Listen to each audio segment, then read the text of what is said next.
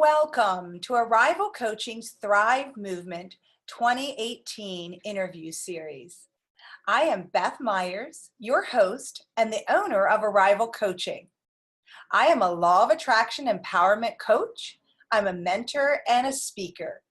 And this year's Thrive Movement Mother-Daughter series is highlighting thriving in real relationships.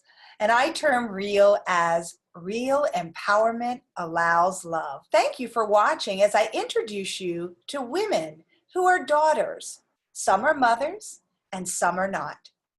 Each are welcome to share and reflect on their role or roles as a mother, a daughter, and how that has influenced their journey to thrive, not just survive, and to explore how they embrace relationships, to embrace their emotions and empower their connections with others, especially women. Today I will begin the sharing, and next month I will have an interview of another amazing real girl. Now, many of you may know me as a bubbly, loving daughter, loving sister, niece, and a partner. As an empowerment coach, mentor, and speaker, and a former school counselor, someone who is upbeat, positive, and helps others to step into their light and to their greatness, to be true and be you. There was a time when I felt such joy at finally claiming my true self. And I was, as my mentor and teacher, Christy Whitman says, bushwhacked by my family and friends' disbelief and judgment of who I stepped up to be. Owning my truth shifted my relationship with some of my family members because of the choice that I was making for myself. Losing friendships with some of the people who I thought were my friends, and a 17-year relationship. Many nights I collapsed to the floor in tears, feeling like a victim of other people's judgments of who they thought I should be. That is why I feel so passionate about helping to empower women and girls, mothers and daughters, to believe in themselves and ask for assistance and create and be part of a global tribe to be true, be you, as a way to thrive in life. And I feel that part of that has to do with being able to see each other in our realness as the unique person who each of us are and how we show up in this world. And the more that we can do that with others, the more that we can really truly step into our own roles and accept others for the role that they are stepping into. So as a result of the empowerment coaching and mentoring that I provide, women and girls, mothers and daughters, stand in their power with their words and their actions as they share their light to be their best selves in their relationships. They move from disempowered roles to being real girls as they shift into embracing their true greatness. And as I said earlier, I term real as real empowerment allows love. They take action to approach life with gratitude, kindness, and knowing that there are always multiple possibilities to approach any obstacle. Their communication becomes powerfully authentic. Drama is released, and labels are peeled back for each real girl to thrive in her life and to support one another. Who do you know who desires to create deeper and real relationships with other girls, women, their mother, or their daughter? You know, I'm looking for those that have the courage and desire to be part of a Thrive movement for their own relationship while being supported on that journey. So I wanted to create this place every month, the third Thursday of each month, on Arrival Coaching's Facebook page to put out interviews to introduce you to some of these real girls, people who are ready to embrace that real empowerment allows love. And it begins with being who you are. So I want to share a little bit with you about who I am by answering some questions that I will be asking some of my guests when I invite them to come on for other months this year. So one of the first questions is going to be a word that describes myself or the guest. And for me, the words that describe me, actually 3 words that describe me. And I would say I am dependable, I am loving, and I am hardworking. 3 words that describe my mom. Now, some of you may know that my mom passed away at the beginning of January. And I just revel in the qualities that she brought each and every day into my life and those who knew her. And those 3 words would be that my mom was loving, she was determined, and she was perseverant. And one of the gifts that I received from my mom is learning how to be joyful in the moments. And especially the last month of her life, during the month of December, she really embraced joy in the moments. I didn't realize her name, Carol, means song of joy. And I picked joy as my word of the year last year.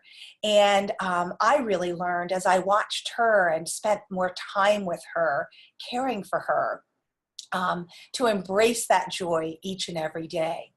And one moment that I want to share with you was at Christmas, Christmas Eve.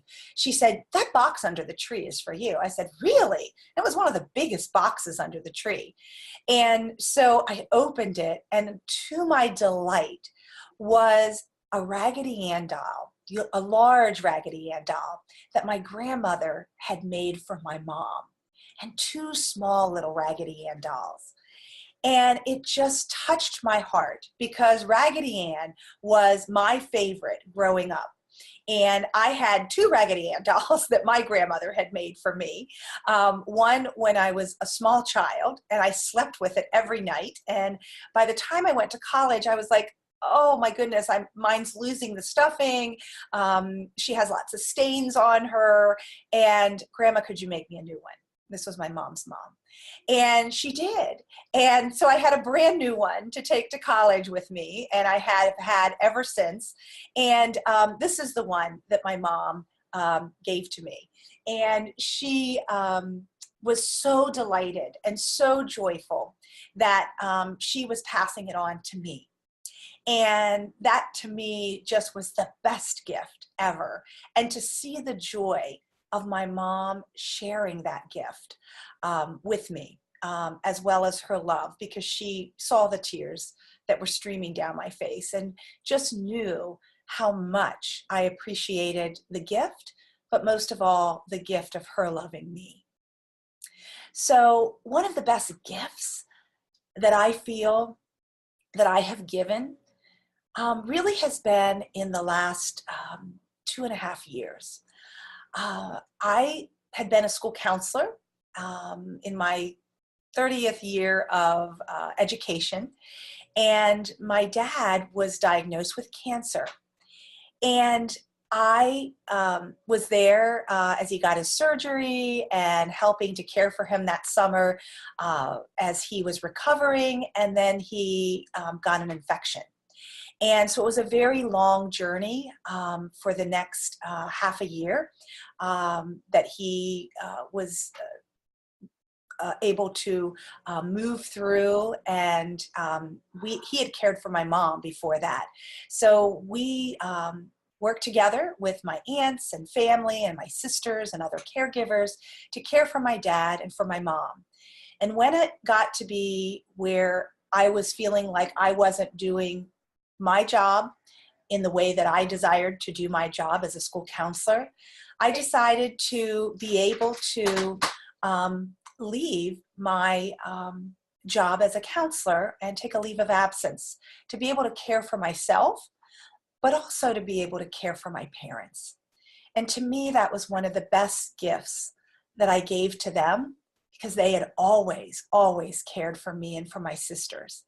And for them to be able to receive that gift from me, of me being able to give them more undivided time and attention in caring for them and for their needs, that was a gift, not only that I gave to them, but that I gave to myself, to be able to take that time. And I was very grateful I had that time to be able to do that.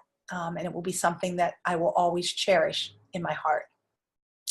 So a special place that I liked to play as a child was in the barn. We grew up on a dairy farm, and sneaking away from my job, which was to keep the cows down into the milking parlor.